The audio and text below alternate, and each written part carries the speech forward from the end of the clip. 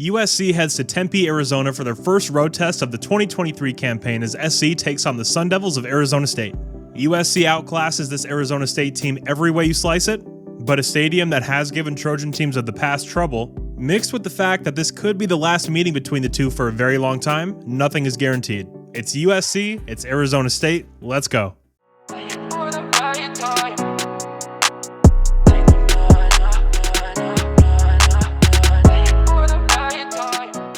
What's up, guys? My name is Gabe and welcome into the Trojan Blade. We are back for game preview number 4 of the 2023 season. I'm just going to come out and say it, this ASU team stinks. They're decimated with injuries and just got blanked by Fresno State. So I will do my best to make this interesting, and by the end of the video, hopefully you'll be able to come away having learned something.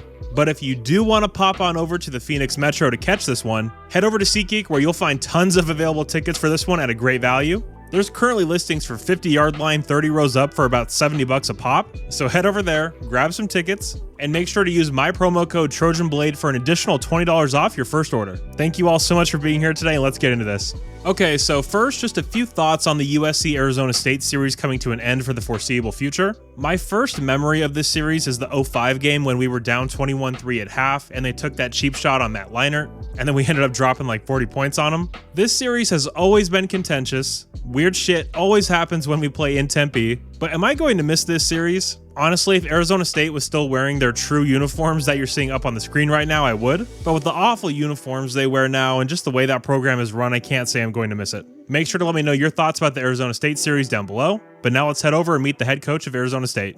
It's of course former Oregon offensive coordinator Kenny Dillingham. So there's two ways to talk about Kenny. There's Kenny the offensive mind, and there's Kenny the person. As an offensive mind, I think Kenny's absolutely brilliant. He turned Bo Nix into one of the premier quarterbacks in the entire country. I love his offense. It's so cohesive. You can clearly see what his goal is when he's calling plays. Things make sense. I'm very high on him in that regard. But as a person, he's a weird dude, man. His favorite band is Train. He goes on these rants and he just looks so young. His face starts to turn red. His voice starts cracking. I mean, the way he talks, I feel like you either really vibe with him or just don't at all. I think he can come off a little cringe from time to time, but in general, I do like him. But when it was announced that he wasn't going to be calling plays for this team, I thought that was a huge mistake. That's his bread and butter, and that's where he does his best work, in my opinion. That has changed, though, as all reports are that Kenny has taken over play calling duties this week, so we should expect a different approach from them. Now, it's the same playbook, of course, just a different voice on the headset. But taking a look at what this ASU team has done on the field so far this year, in their first game, they edged out Southern Utah by 3.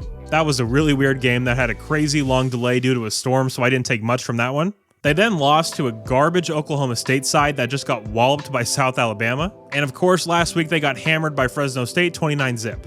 Honestly, this team is just brutal to watch. As a former offensive player myself, I honestly got offended watching this group. I mean, just dreadful last week. Guys, they turned the ball over 8 times last week. 8. I'm sorry, but how the f does that happen? So having said that, let's head over and meet this Arizona State offense. The Arizona State offense in 2023 can be described in just a few words. Putrid and obscene automatically come to mind. Last week was a disgrace, and I said it before, but I was offended watching this tape. It was so bad, guys. And if you guys have followed this channel since last year, you'll know what I think of Drew Pine, who due to the injury to promising true freshman Jaden Rashada will be under center in this one. I've said it before, I'll say it again. I think that Notre Dame head coach Marcus Freeman accomplishing as much as he did in year 1 with Tyler Buchner and Drew Pine as his 2 quarterbacks was truly one of the more remarkable coaching jobs of the entire year. And man, I'll be honest, out of all the quarterbacks available in the transfer portal, even at the FCS level, why out of all of them would you give Drew Pine a scholarship? I just don't get it. He's not good. He has the lowest ceiling of any starting Division I quarterback, and in this game, he's going to be completely overwhelmed by our defense. I'm not even going to bother discussing specific offensive linemen in this one. They have like 6 or 7 injuries in that unit alone, and trying to figure out who's going to play where is a nightmare. So let's just take a look at what their offensive line did as a whole last week against Fresno. They were leaky, to put it nicely. They don't have the physicality or athleticism or depth, frankly, to compete with our front 7. They don't communicate well, and when you're that ravaged by injury and you're a program like Arizona State that doesn't have any depth to begin with, bad things are going to happen. This week's going to be even more rough for them. A few of the reps their guards put in were just shocking.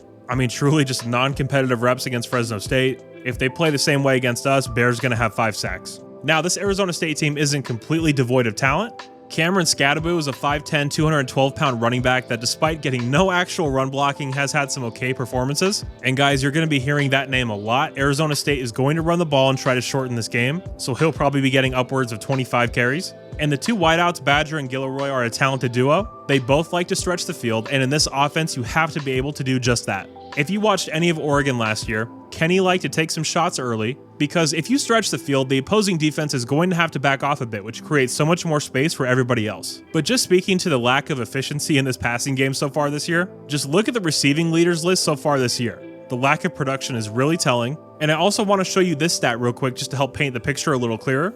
These are both of the team passing stats for USC and Arizona State. Look at the insane disparity between the two in regards to efficiency. I mean, that's just a crazy gap. It's safe to say that the Arizona State passing game is one of the least efficient attacks in the entire country, and when we head over and check out the actual efficiency rankings, Arizona State comes in at a dreadful 125th out of a possible 130. So yeah, overall with this offense, this unit is bad, this unit is incompetent. The SC defense should hold this offense to 14 points and under, and that's being generous. Alright, so shifting over to the Sun Devil defense, this is far and away the strength of this Arizona State team. With all of the turnovers by the Arizona State offense, this defensive unit has been put into some really bad spots. Only allowing 29 points off the 8 turnovers is actually quite impressive, I'd say. Now, scheme-wise, this is a base 4-2-5. The defensive front is the engine of this Sun Devil defense. Prince Dorbah is a transfer from Texas who's listed at 6'2", 230 and has been ASU's best defensive lineman so far this year.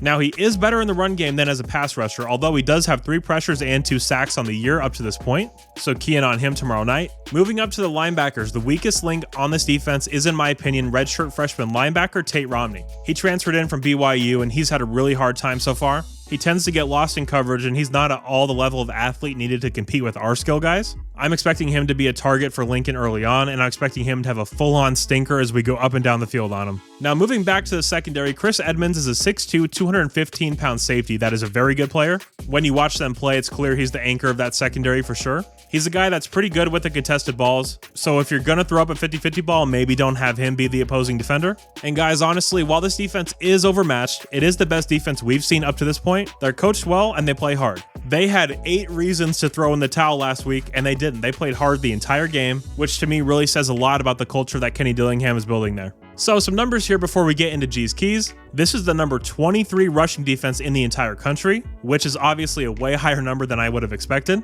But this is also the number 103 red zone defense. So if you can get down the field, you have a good chance of scoring the ball. All right, guys, now it's time for G's Keys. So let's start here with the offense, of course. And I only have one, it's just handle your business. Our offense is borderline unstoppable. Just show up, run the plays, handle your business, we win this game. Plain and simple. And now moving over to the defense, the first one here is pressure Pine. In the USC Notre Dame game last year, there was a real lack of pressure on Drew Pine, which I feel like is why he had a lot of success. The few times we did get pressure, he panicked last year. And guys, he did the exact same thing last week in that blowout loss to Fresno State. So get pressure on him, he's gonna make bad choices, he's gonna panic. And as bad as that Arizona State offensive line is, I think we could end up having 3 or 4 turnovers in this one. Key number 2 is win first down. I'm fully expecting Arizona State to be running the ball on first down more often than not. They're going to try to shorten this game. They're going to try to get it to 3rd and manageable on you. Don't allow them to get 4 or 5 yards of carry on first down. Keep them in 2nd and 9, 3rd and 7. Get them in obvious passing situations where Drew Pine is going to make a mistake. And the last key here is no more than 14. Guys, this offense is horrible. It is garbage. They should not be scoring more than 14 on you. Now, obviously, there's varying circumstances. If we turn the ball over on our own 5-yard line and the defense gives up a score, it's not the biggest deal, but no more than 14 true points. And yes, that is even accounting for the backups when they come in. All right, guys, so those were G's Keys. Now it's time for our score prediction.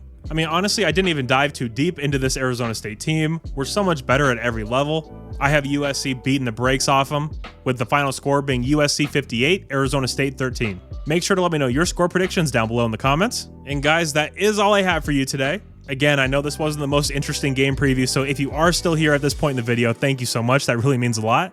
And guys, if you did happen to enjoy this game preview, please do leave a like and subscribe to the channel if you haven't already. And if you do want to help support the channel in an even bigger way, you can do so over on my Patreon for only $1 a month. As always, that is linked in the description. Thank you all so much for your continued support. You are all awesome, and as always, take care and fight on.